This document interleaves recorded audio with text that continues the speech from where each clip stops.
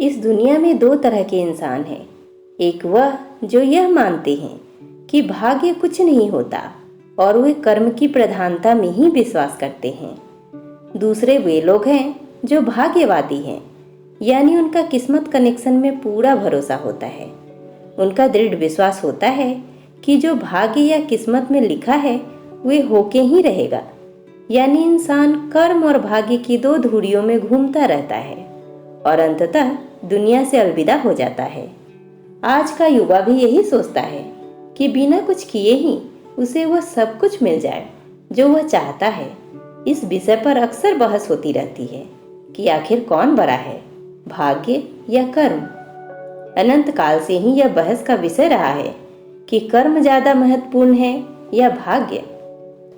जब अर्जुन ने कुरुक्षेत्र में अपने स्वजनों को युद्ध के लिए अपने सामने खड़ा पाया तो उसका शरीर निस्तेज हो गया, हाथों से धनुष छूट गया, प्राणहीन मनुष्य के समान वह धरती पर गिर गया। तब भगवान श्री कृष्ण ने उसे गीता के कर्म ज्ञान का उपदेश दिया। भागवत गीता में भगवान श्री कृष्ण भी अर्जुन से कर्म करने की ही बात कहते हैं। अर्जुन को कर्म करने का ही उपदेश देते हैं। श्री कृष्ण कहते हैं कि हे अर्जुन, राज्य तुम्हारे भाग्य में है या नहीं ये तो बाद की बात है, परंतु युद्ध तो तुम्हें पहले लड़ना ही होगा, कर्म तो तुम्हें करना ही होगा। तुलसीदास जी ने भी श्री रामचरितमानस में कर्म की ही प्रधानता बताई है। कर्म प्रधान विश्व करी राखा, अर्थात युग को कर्म का ही है, प्रधानता तो कर्म की ही है। कर्म किए बिना कुछ भी संभव नहीं है। वक्त से लड़कर जो नसीब बदल दे, इंसान वही जो अपनी तकदीर बदल दे। कल क्या होगा कभी न सोचो, क्या पता वक्त कल खुद अपनी तस्वीर बदल दे।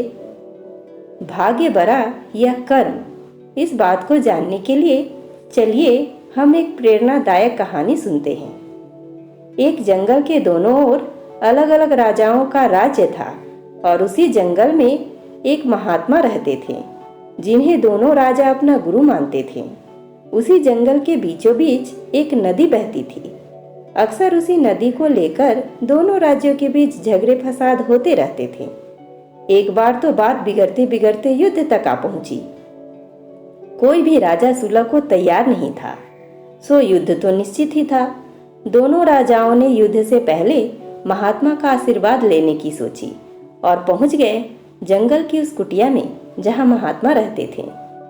पहले एक राजा आया और उसने महात्मा से युद्ध में विजय का आशीर्वाद मांगा।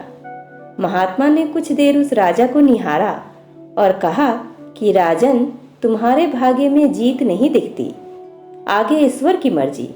यह सुनकर पहला राजा थोड़ा विचलित तो हुआ, फिर उसने सोचा कि यदि हारना ही है तो पूरी ताकत से लड़ेंगे, परंतु यूं ही हार नहीं मानेंगे, और अगर हार भी गए तो हार को भी औरों के लिए उदाहरण बना देंगे, परंतु आसानी से हार नहीं मानेंगे। यह निश्चय कर वह वहां से चला गया। दूसरा राजा भी जीत का आशीर्वाद लेने के लिए महात्मा के पास आया, उनके पैर छुए और विजय श्री का आशीर्वाद मांगा। महात्मा ने उसे भी कुछ देर निहारा और कहा कि बेटा, भाग्य तो तुम्हारे साथ ही हैं। यह सुनकर राजा तो खुशी से भर गया और वापस जाकर निश्चिंत हो गया, जैसे कि उसने युद्ध तो जीत ही लिया हो। अंततः युद्ध का दिन आया। दोनों सेना एक दूसरे के आमने सामने थे और युद्ध का बिगुल बज गया। युद्ध प्रारंभ हो चुका था। एक तरफ की सेना यह सोचकर लड़ रही थी कि चाहे किस्मत में हार हो, पर हम हार नहीं मानेंगे, हम अपना सर्वश्रेष्ठ कोशिश करेंगे, अपना सर्वस्व झोंक देंगे। और वहीं दूसरी तरफ की सेना एक निश्चिंत मानसिकता के साथ लड़ रही थी कि जीतना तो हमें ही है, तो घबराना कैसा। लड़ते लड़ते दूसरी सेना के राजा के घोड़े के पैर का नाल भी निकल गया और घोड़ा लड़खड़ाने लगा, पर राजा ने ध्यान ही नहीं दिया, क्योंकि उसके दिमाग में एक ही बात चल रही थी कि जब जीत मेरे भाग्य में है ही, फिर किस बात की चिंता। कुछ ही क्षण बाद दूसरे राजा का घोड़ा लड़खड़ा कर गिर गया, जिससे राजा भी जमीन पे गिर पड़ा और घायल हो गया। और वह दुश्मनों के बीच घिर गया। पहले राजा के सैनिकों ने उसे बंधक बना लिया एवं उसे अपने राजा को सौंप दिया। युद्ध का निर्णय हो चुका था। युद्ध का परिणाम बिल्कुल महात्मा के भविष्यवाणी के उलट था।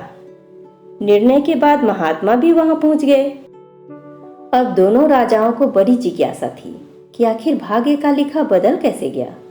दोनों ने महात्मा से प्रश्न किया कि गुरुवर, आखिर ये कैसे संभव हुआ। महात्मा ने मुस्कुराते हुए उत्तर दिया, राजन, भाग्य नहीं बदला, वो बिल्कुल अपनी जगह पर सही है, पर तुम लोग बदल गए हो।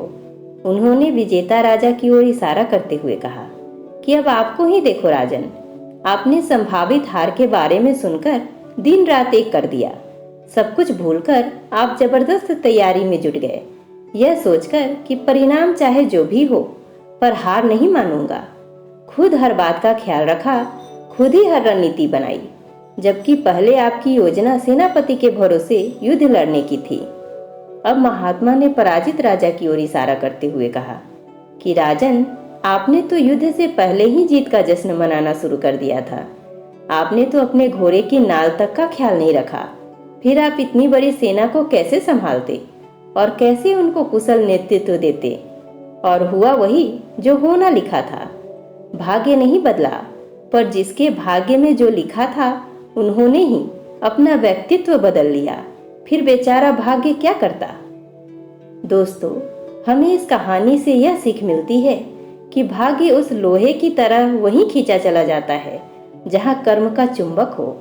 हम भाग्य के अधीन नहीं है, हम तो स्वयं भाग्य के निर्माता है। यह सत्य है कि भाग्य भी उन लोगों का साथ देता है जो कर्म करते हैं। किसी खुरदरे पत्थर को चिकना बनाने के लिए हमें उसे रोज घिसना पड़ेगा। ऐसा ही जिंदगी में समझे, हम जिस भी क्षेत्र में हो, स्तर पर हो, हम अपना कर्म करते रहें बिना फल की चिंता किए।